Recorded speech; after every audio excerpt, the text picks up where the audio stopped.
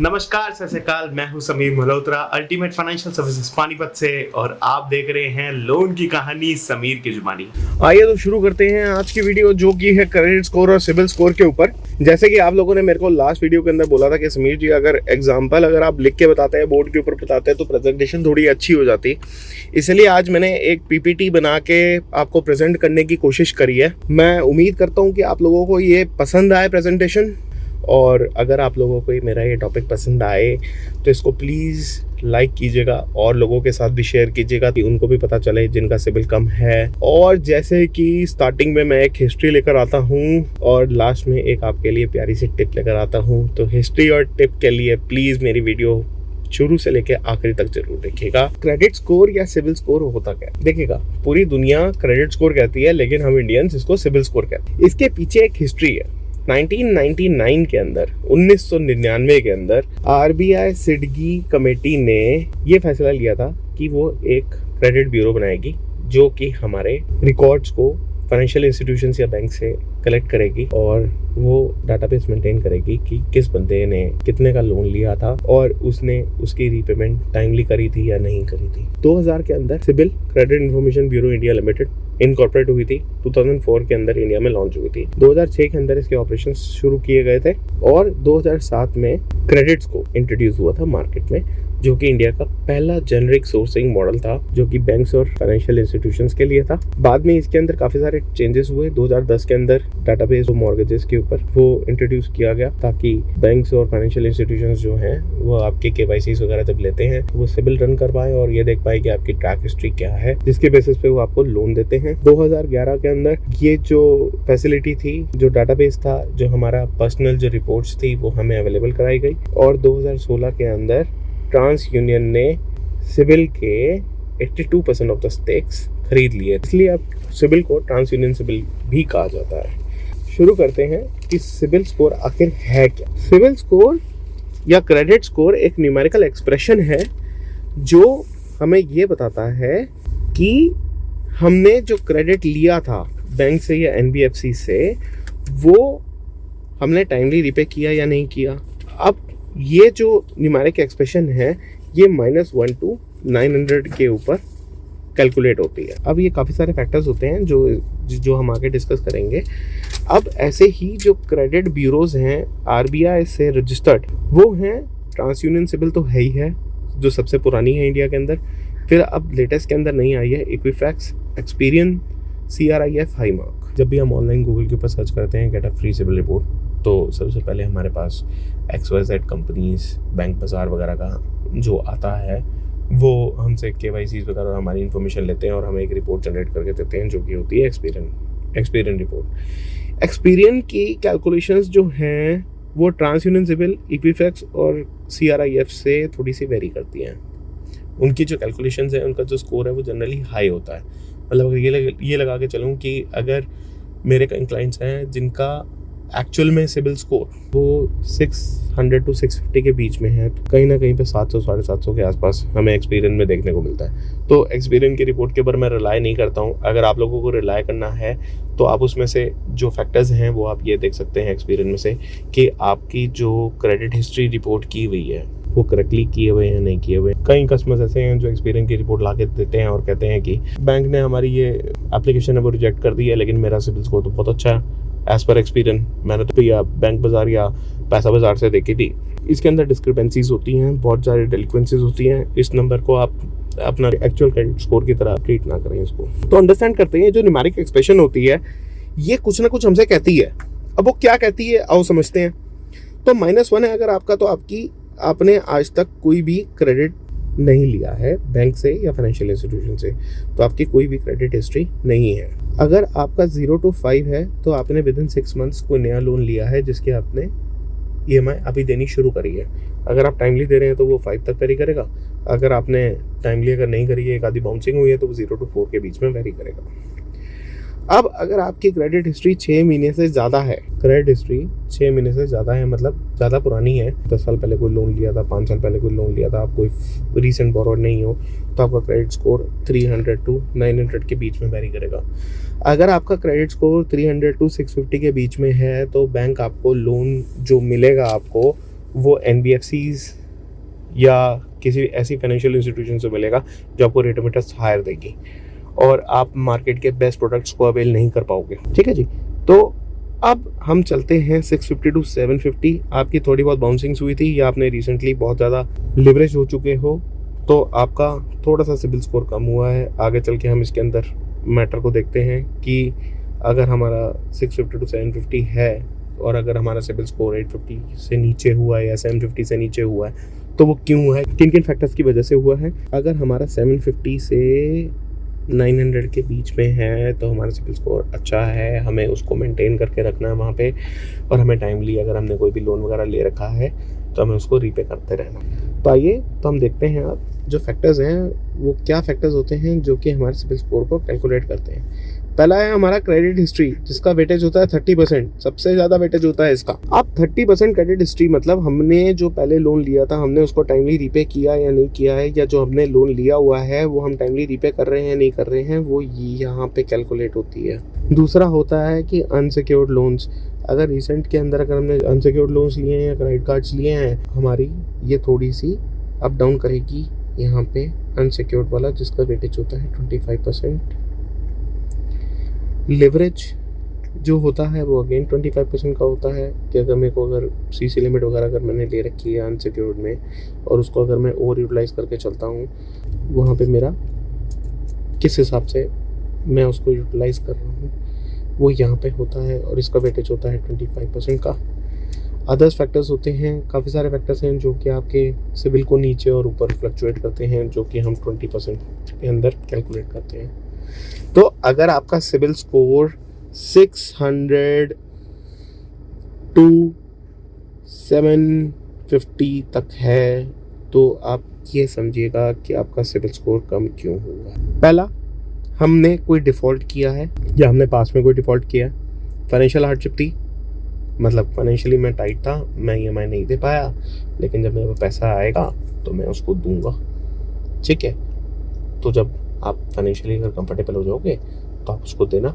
Obviously बात है, जब पैसा ही नहीं होगा तो दोगे कहाँ से, जब आपके पैसा होगा ही नहीं तो आप दोगे कहाँ से, या तो आप उसको सेटलमेंट करोगे या आप उसको बाउंस करते रहोगे जब तक आपका पैसा नहीं आएगा। तो जब भी आपका पैसा आता है प्लीज़ आप उसको रीपे जरूर करिएगा। दूसरा होता है कि केसेस ऐसे आते हैं जो कहते हैं कस्टमर्स कि समीर जी बैंक वाले की हमने EMI रोक दी थी, उसने मेरे को कमिट किया था कि मैं इतने रेट ऑफ इंटरेस्ट के ऊपर दूंगा, लेकिन उसने दिया नहीं। अब मार्केट के अंदर आज ही डेट में इतना रेट ऑफ इंटरेस्ट चल रहा है तो मैंने उसकी पेमेंट रोक दी है, तो मेरे को किसी ने ये बोला, तो आपको जिसने भी ये बोला था पहले तो आप उसकी बात मत सुनो, आप मेरी बात सुनो। अगर आपका कोई भी डिस्प्यूट है लेंडर के साथ, तो क्रेडिट कार्ड के अंदर आपका OTP चला गया तो फिर आप सेटलमेंट कर रहे हैं, तो आप प्लीज़ उस डिस्प्यूट को अर्जेंटली रिजॉल्व करें। दूसरा, अनसिक्योर्ड लोन्स के अंदर अगर हमने काफ़ी सारे अनसिक्योर्ड लोन्स ले लिए हैं एकदम से, फॉर एग्जांपल मैं कहता हूँ कि 50 लाख की आपको रिक्वायरमेंट थी लेकिन आपके प्रॉपर्टी नहीं थी, तो आपने अपने फाइनेंशियल्स के बेसिस के ऊपर 10-10 लाख रुपए करके 5 इंस्टीट्यूशन से आपने ले लिया रिसेंट में 5 to 6 मंथ्स के ड्यूरेशन के अंदर आपका क्रेडिट स्कोर हल्का सा डिप करेगा यहाँ पे। अगर आपके क्रेडिट कार्ड्स काफ़ी सारे हैं, आप उसको ओवर यूटिलाइज करके चल रहे हैं, या आपने काफ़ी सारे क्रेडिट कार्ड्स एकदम से ले लिए हैं, या पर्सनल लोन्स ले लिए हैं, या बिजनेस लोन्स ले लिए हैं। देखो, अनसिक्योर्ड जो होता है उसके अंदर प्रॉपर्टी नहीं होती, प्रॉपर्टी कोई भी अटैच नहीं होती, तो इसके अंदर अगर डिफ़ॉल्ट करते हैं हम तो हमारा सिबिल स्कोर बहुत जल्दी नीचे जाता है। तो अगर हम ऐसे ही अगर काफ़ी सारे अनसिक्योर्ड अगर कलेक्ट कर लेते हैं तो हमारा सिबिल स्कोर ऑब्वियसली नीचे आएगा, लेकिन अगर वो 750 है तो वो 700 हो जाएगा। अगर हम डिफ़ॉल्ट करते हैं तो विद इन 3 मंथ्स वो 600 से भी नीचे जा सकता है। अब लिवरेज, अगर हम CC लिमिट्स वगैरह अगर हमने ले रखी है, हम इसको पूरे को यूटिलाइज करके चलते हैं, सिर्फ हम मिनिमम अमाउंट ड्यू जो होता है वो देते हैं, और टाइमली अगर हम रीपेमेंट नहीं करते हैं तो भी हमारा सिबिल स्कोर नीचे जाता है। अब हमारी जो अदर फैक्टर्स हैं उसके अंदर पहला फैक्टर आता है हाई नंबर ऑफ इंक्वायरीज। आपने किसी अनप्रोफेशनल बंदे को दे दी फाइल अपनी लैब के लिए या बिजनेस लोन के लिए या पर्सनल लोन के लिए। अब उसने क्या किया, उसने ये देखा कि भैया इस बंदे को तो इतना चाहिए लेकिन इसकी फाइनेंशियल इनकम इतनी बन नहीं रही है, तो वो आपकी रिक्वायरमेंट पूरी करने के लिए वो आपको बताएगा नहीं, लेकिन मैं बताऊंगा आपको कि सर आपकी जो नॉर्मल इनकम है, फॉर एग्जांपल अगर आप सैलरीड हैं तो आपकी 50,000 रुपये की सैलरी है, 50K की सैलरी है आपकी, तो बैंक ये कहता है कि आप 25,000 रुपये तक की आप EMI पे कर सकते हैं। तो अगर आप 25,000 तक की EMI पे कर रहे हैं तो वो ठीक है, लेकिन अगर आप 25,000 से ऊपर अगर आप 35,000 तक की अगर EMI पे आ गए तो वो ऑब्वियस बात है कि नंबर ऑफ़ इंक्वायरीज जो थी वो बहुत ज़्यादा हो जाएंगी। और 35,000 की EMI आप ऑलरेडी पे कर रहे हैं और उसके बाद भी आप बार बार लोन की इंक्वायरी डालते जा रहे हैं तो आपका सिविल स्कोर नीचे आएगा। दूसरा फैक्टर इसके अंदर ये होता है कि आपने किसी के साथ जॉइंटली लिया है, वाइफ के साथ लिया है, फादर के साथ लिया है, या ब्रदर के साथ लिया है, या कज़न ब्रदर के साथ लिया है, या आपने किसी को क्रेडिट कार्ड दे रखा है, या किसी के XYZ के लोन के अंदर करेंटर हैं, या आपको एप्लीकेंट है जिसकी EMI आप पे नहीं कर रहे हो, कोई और पे कर रहा है। फिर अब हम आते हैं इनएक्यूरेट इन्फॉर्मेशन के ऊपर। कई बार क्या होता है कि रामलाल सन ऑफ श्यामलाल, अब क्रेडिट ब्यूरो ने गलती से भरोसा राम सन ऑफ श्यामलाल का के क्रेडिट रिपोर्ट के अंदर इंफॉर्मेशन प्रोवाइड कर दी है। ये तो थे रीजंस हमारे कि क्रेडिट स्कोर लो क्यों होता है। ठीक है जी। अब हम बात करते हैं उन लोगों के लिए जिनका सिविल स्कोर कम हो रहा है, कम हो गया है, 750 से या 700 से नीचे आ गया है, और जिनको इम्प्रूव करना है। हमें अगर बैंक से अगर पैसा लेना है या फाइनेंशियल इंस्टीट्यूशन से अगर हमें पैसा लेना है तो हमारा सिविल स्कोर अच्छा होना बहुत इम्पोर्टेंट है। अगर हमारा सिविल ख़राब है, मैं कहता हूँ 300 to 749 वाले कैटेगरी के लोग जिनका सिविल स्कोर अभी रिसेंटली गिरा है, जिन लोगों का पहले से ही ख़राब है, उनको क्या करना चाहिए। पहला जो है वो है आउटस्टैंडिंग ड्यूज़। पहले आप ये देखो कि आपके कौन कौन से लोन्स चल रहे हैं जिसके अंदर आपके आउटस्टैंडिंग खड़े हैं, तो आप उसको क्लियर कीजिएगा इमीडिएटली। ठीक है। अब इसके अंदर आपका क्रेडिट कार्ड है, उसके अंदर अगर कोई ड्यू खड़ा हुआ है तो आप उसको क्लियर कीजिएगा। अगर कोई लोन खड़े हुए हैं, लोन उसके अंदर अगर आपको सिविल रिपोर्ट के अंदर दिखाई दे रहे हैं तो आप उसको क्लियर कीजिएगा सबसे पहले। ठीक है जी। तो टाइमली अगर आप पे ऑफ करेंगे तो आपका सिविल स्कोर रिपेयर होने की तरफ चलेगा, नहीं तो आप जब तक ये आउटस्टैंडिंग खड़ी रहेंगी उतना स्कोर आपका ख़राब होता चला जाएगा। दूसरा, एक हैबिट बनाइएगा कि आपकी जो पेमेंट मेथड है, रीपेमेंट मेथड है, वो आप अडॉप्ट करें। जैसे कि मेरा फेवरेट तो ECS है। कई केसेस के अंदर जहाँ पे हम CC अकाउंट के साथ अटैच होता है लोन, तो वहाँ पे हम PDCs लेते हैं पूरे टेन्योर की। तो अगर आपके जिस डेट को ECS या PDC प्रेजेंट हो रहा है वो बाउंस नहीं होना चाहिए, मतलब ज़ीरो बाउंसिंग। लेकिन ड्यू टू हार्डशिप अगर कोई भी EMI अगर बाउंस होती है तो मैं कहता हूँ पहले महीने आपने 10 दिन के बाद दी, दूसरे महीने आपने 20 दिन के बाद दी, तीसरे महीने आपने 30 दिन के बाद दी। ठीक है। तो ये आपका ड्यूरेशन गैप जो है वो बढ़ता चला जा रहा है, आपका सिविल इम्पैक्ट हो रहा है, सिविल स्कोर आपका कम हो रहा है। जैसे ही आप फाइनेंशियली कंफर्टेबल होते हैं, आपके जो पिछले आउटस्टैंडिंग है, जो इसके ऊपर बाउंसिंग चार्जेस लगे हैं, वो सारे क्लियर कीजिएगा और आप इसी को आगे चलते हुए इसको रेगुलरली पे कीजिएगा। मतलब जिस डेट को, फॉर एग्जांपल अगर 5 तारीख को अगर आपका ECS हिट हो रहा है तो 5 तारीख को आपके अकाउंट में बैलेंस होना चाहिए, या PTC लग रही है तो PTC आपकी 5 तारीख को क्लियर होनी चाहिए। सेटलमेंट पे जैसे हमने पहले बात करी थी कि अगर हमारा कोई भी अगर फ्रॉडलेंट ट्रांजैक्शन होती है क्रेडिट कार्ड के ऊपर, हम बैंक से सेटल की तरफ चल रहे हैं तो उसको इमीडिएटली सेटल करें, पे करें और बैंक से NOC लें। अगली हम बात करते हैं unsecured debts and loan duration. इसके अंदर हमें अपनी जो क्रेडिट लिमिट तो ये 20% से नीचे होनी चाहिए, 20% से ऊपर नहीं होनी चाहिए। तो हूँ अगर आपकी सैलरी 50,000 रुपये है तो बैंक कहता है कि आप 25,000 रुपये तक पे कर सकते हो। अगर आप 25,000 तक पे कर सकते हो तो इसको मैं 100 से मल्टीप्लाई कर दूंगा तो मेरी 25 लाख की लिमिट है। अब मेरे को 25 लाख का 20% जो है वो ही यूज़ करना है। मेरी क्रेडिट लिमिट की जो यूटिलाइजेशन होनी चाहिए वो 20% तक होनी चाहिए। इससे ऊपर जाएगी तो मेरा सिविल स्कोर कम होगा। अगर आपके ऊपर है तो अपने लेवरेजेस को कम कीजिएगा।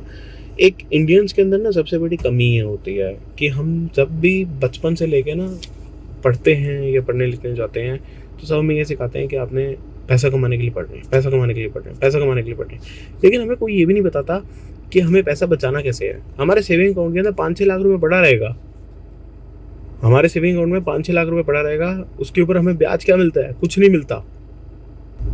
तो पैसा जोड़ने की तरफ चलो, वहाँ पे इन्वेस्ट करो जहाँ पे उनका आपको रिटर्न मिले। FDs करा सकते हो, सिक्योरिटीज़ ले सकते हो, म्यूचुअल फंड्स के अंदर इन्वेस्ट कर सकते हो। काफ़ी सारी अपॉर्चुनिटीज़ हैं आज की डेट के अंदर।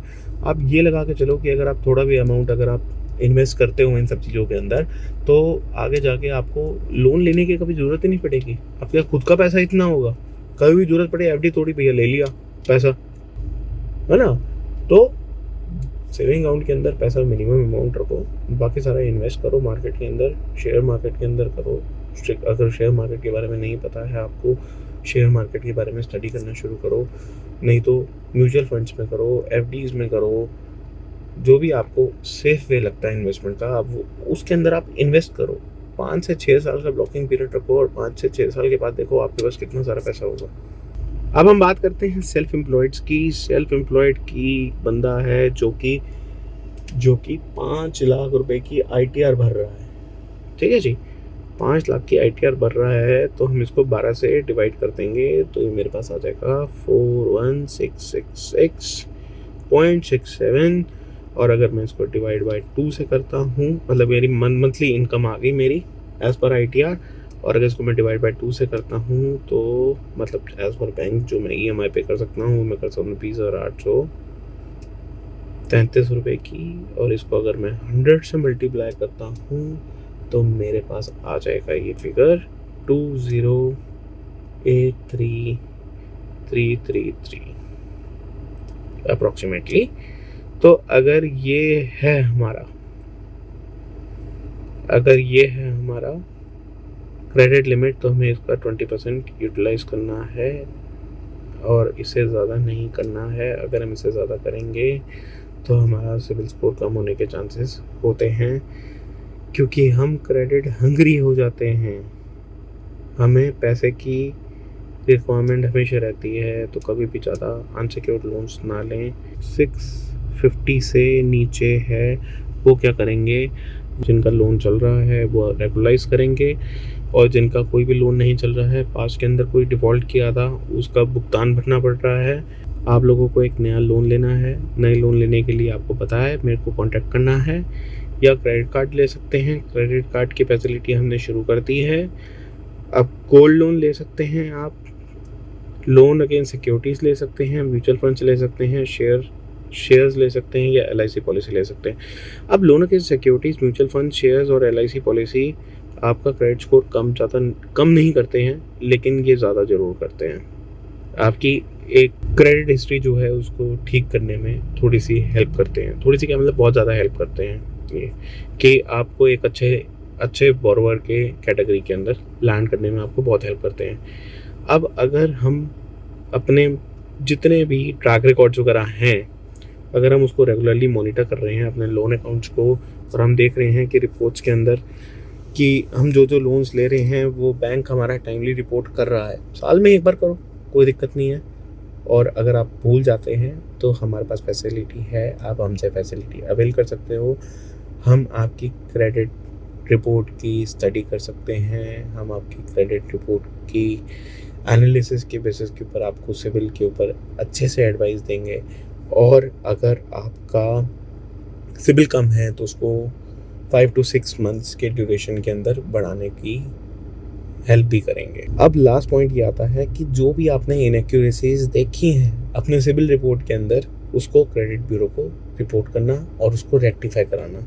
अगर बैंक उसको रिजेक्ट कर देता है, अगर आप अपना टाइम सेव करना चाहते हैं और आप ये कहते हैं कि समीर जी मैं सिर्फ अपने काम पे फोकस करना चाहता हूँ, ये सब टेंशन्स आप संभालो, तो उसके लिए भी फैसिलिटीज़ हैं हमारे पास।